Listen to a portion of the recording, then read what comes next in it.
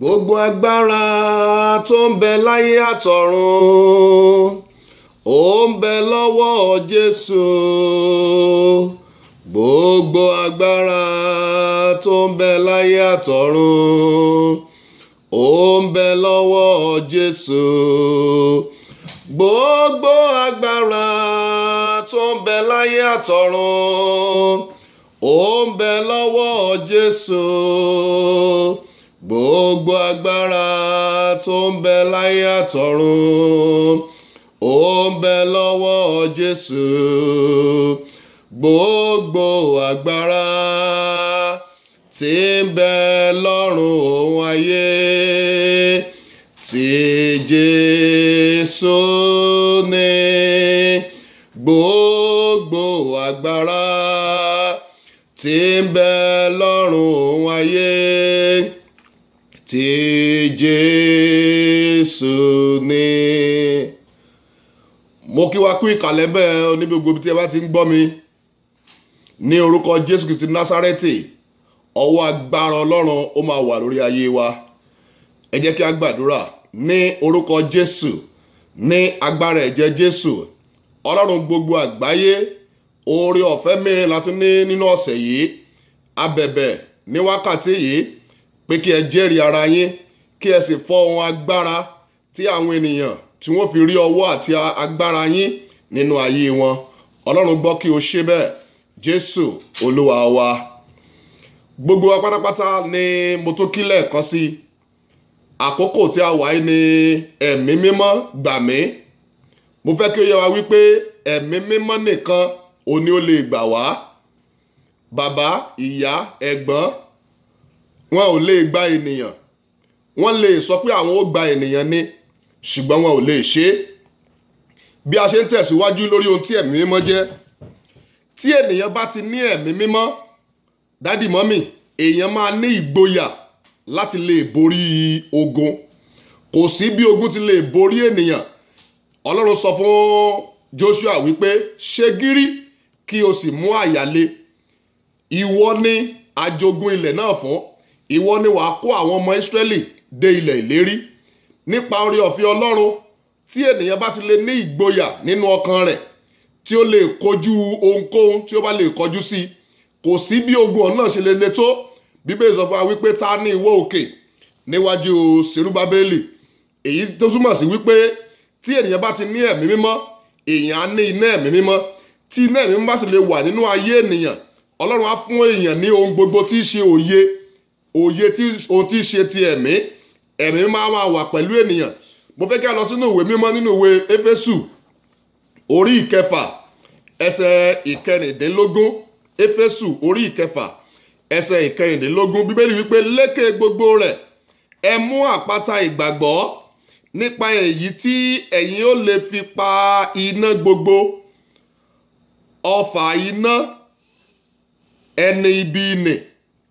Lékè gbogbo rẹ̀ ẹ mú àpáta ìgbàgbọ́, nípa èyí tí ẹ̀yin ó lè fi paná gbogbo ọfà iná ẹni ibi nì. Tí ènìyàn bá ti ní agbára ẹ̀mí mímọ́, Ọlọ́run á sọ di iná, á di kò ṣeé fọwọ́ kàn, á di kò ṣeé sọ̀rọ̀ rẹ̀ lẹ́yìn. Oore ọ̀fẹ́ agbára iná yìí máa wà nínú ayé rẹ̀ débi wípé á lè paná ohun gbogbo. Ohunkóhun tó bá dàbí iná nínú ayé ènìyàn, iná tó jiná lọ tí í ṣe iná agbára Ọlọ́run, á lè borí rẹ̀. Ohun tí ẹ̀mí mímọ́ tó jẹ́, a lè pe ẹ̀mí mímọ́ ní olúwa ìkórè.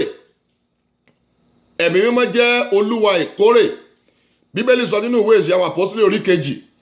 Bíbélì wípé lójijì ìró sì ti ọ̀run wá, gẹ́gẹ́ bí ìró ẹ̀fúùfù líle, ó sì kún gbogbo ilé ibi tí wọ́n gbé wà.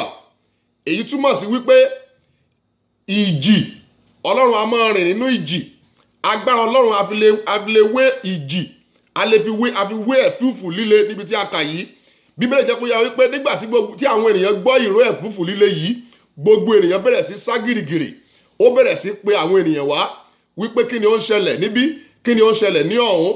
Ìyẹn túmọ̀ sí wípé tí ènìyàn bá ti ní agbára Ọlọ́run nínú ayé rẹ̀, àwọn èèyàn bẹ̀rẹ̀ sí wá káàkiri. agbára ọlọ́run á bẹ̀rẹ̀ sí máa fa ohun rere kọ̀ọ̀kan tí ènìyàn nílò á bẹ̀rẹ̀ sí fà sínú ayé ènìyàn. Mò ń rọ̀ wá lọ́kùnrin àti lóbìnrin, ẹ jẹ́ ká ní Jésù gẹ́gẹ́ bí olúwa àti olùgbàlà wa nínú ayé wa. Gbogbo ẹni tó bá ti ní Jésù, tó ti jáwọ́ Jésù gẹ́gẹ́ bí olúwa àti olùgbàlà rẹ̀, tí a sì ti baptisi nínú omi pẹ̀lú tí a sì baptisi nínú omi, ó ti di dandan ọ̀run rẹ̀ gbọ́dọ̀ ṣí, agbára ọlọ́run á lè wọnú ayé rẹ̀.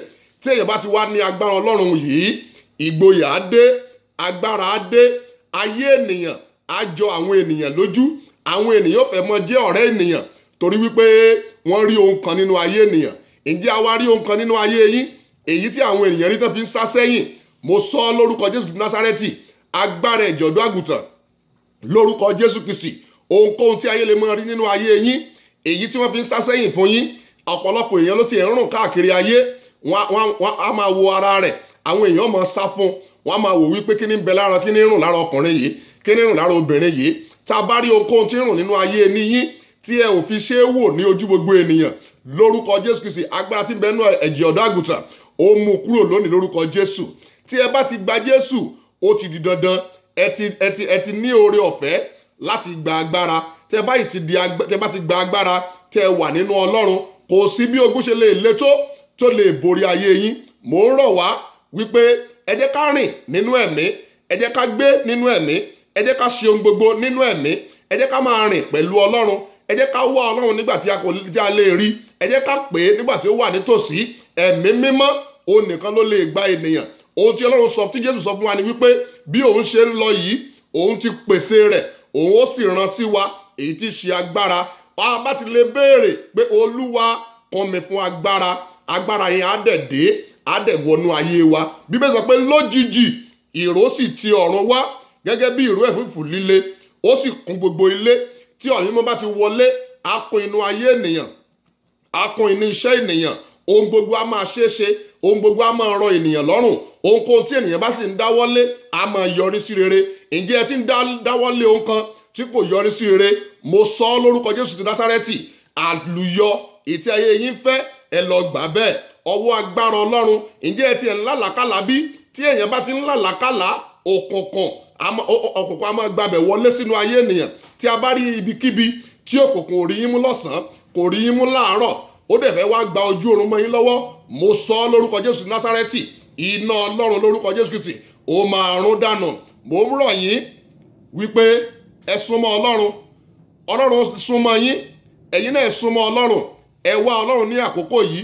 Jésù ò ní pẹ́ dé mọ́, bíbọ̀ rẹ̀ ó súnmọ́ etílé. Ẹni tí Ọlọ́run bá sì ti mọ̀ tó jẹ́ titi rẹ̀, àwọn ni yóò lè bàjọba. Tí ẹ ò bá ti rí ilé ìjọsìn èyí tí ẹ ti lè mọ ìjọsìn, mo ń sọ fún yín wípé ìjọ CAC tó wà nílùú Columbus, ẹ lè wá jọ́sìn pẹ̀lú wa níbẹ̀. 834 Kasadi Avenue òní ó wà.